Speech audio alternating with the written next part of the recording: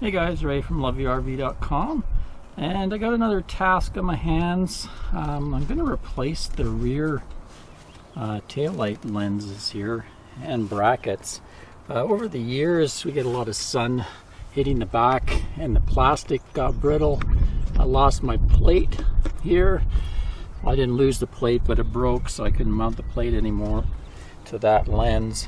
As well, you can see right in here the little tab cracked, so I ended up having to silicone these in place, otherwise they'd fall off.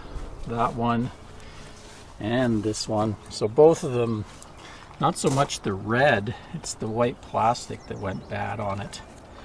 Ended up having to put my plate to make a bracket here just temporarily on the ladder there, but it's probably illegal because it doesn't have a light at all for nighttime. So I picked up these, they're made by Bargman. I guess that's who makes a lot of these brackets and taillight thingamabobbies. So you can see the back there. That's the plastic that over the years went bad, the white plastic. So I got fresh ones for both. They weren't too expensive, $16.69 for that one and $12.08 for that, and that's Canadian, so probably somewhere around 25 bucks for the both of them. So what I'm going to do is take these apart, and then I'll have to clean all this silicone that they use to seal them and put them in place. But it'll also give me a chance to peer back behind this wall and see how it's doing back there, see if I have any signs of leaks at all. So I'll get the lenses off. These are the tabs. You can see this one's just ready to go too. This plastic gets damaged by the UV, the sun. You think they'd use better plastic. You can see how yellowed it is compared to the white new ones. Yeah, so these tabs would break off and then I'd have to silicone the lens on. Yeah, see, that one is ready to go too. That's what happens to these tabs down here that we're holding my plate on. So we'll pull this apart and we can kind of peer in behind there and see how things are going. Okay, there we go. You can see how they put it on with some butyl tape. The thing sealed. Looks like I haven't had any water intrusion at all anywhere, so that's a good sign. Kind of felt up in here. Don't feel anything wet. Doesn't appear to be any mold back there, just kind of dry insulation on that one. Over this one has a few more wires, and same thing, everything feels dry in there. And I got a flashlight up in there. I don't see any signs of water intrusion, so that's pretty good. Same with the back of this. So I've been lucky so far. It's not really the strongest back end. Looks like it's just that thin fiberglass board. You can see I can move it. There is an aluminum stud right there, so I guess there's quite a bit of framing on the back here for this big window. Same here, I can feel a stud there, but this thing's all pretty wobbly. Not the strongest back ends, that's for sure. So next I'm gonna get rid of all this old silicone and clean everything up so I can put the new lights on. So for removing the old silicone sealant, I find this thing called a hive tool works pretty good. It's metal, but it's got a pretty dull end on it, but I find it's got enough strength to it that it can get into the caulk and peel it off, and if I'm careful I don't scratch the surface. I've messed around with the plastic ones, but they always seem a little kind of wussy, whereas this one's really strong. I found it does a good job of getting rid of all the old caulk.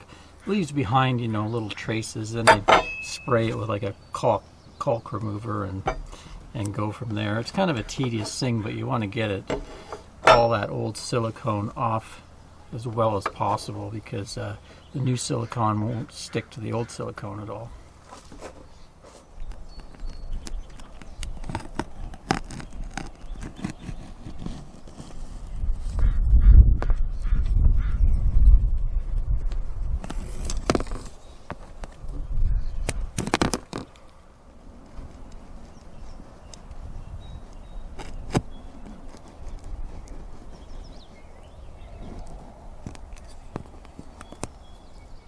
So looking at the new assemblies, I notice right here it says caulk this area.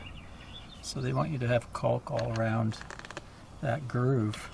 It looks like Keystone, the manufacturer, used butyl tape in there, all around there, and then they put some caulk on the outside, so kind of double sealed it. So I think because it worked out so well, I had no water intrusion at all, I'm going to follow what Keystone did.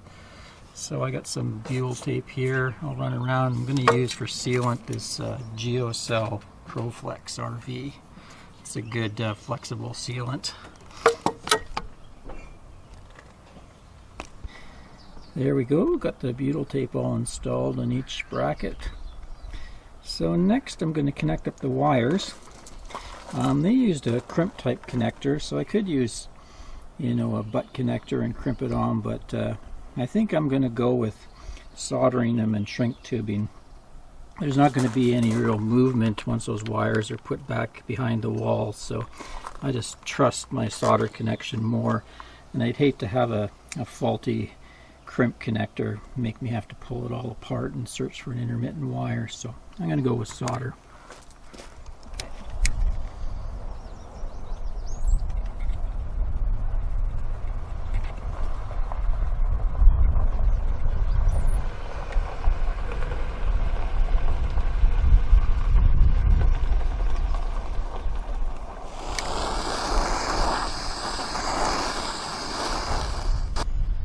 Okay, so I've prepped the surface area, got all the old sealant off and cleaned it up with some alcohol, so everything will stick nicely to the surface now, all the new caulking.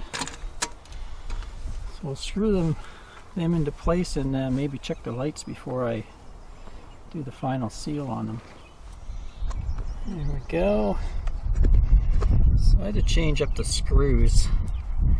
Because of this such a thin wall there, the screws were kind of stripped, so I just went to a thicker, coarser thread just so it's tightly screwed into that now.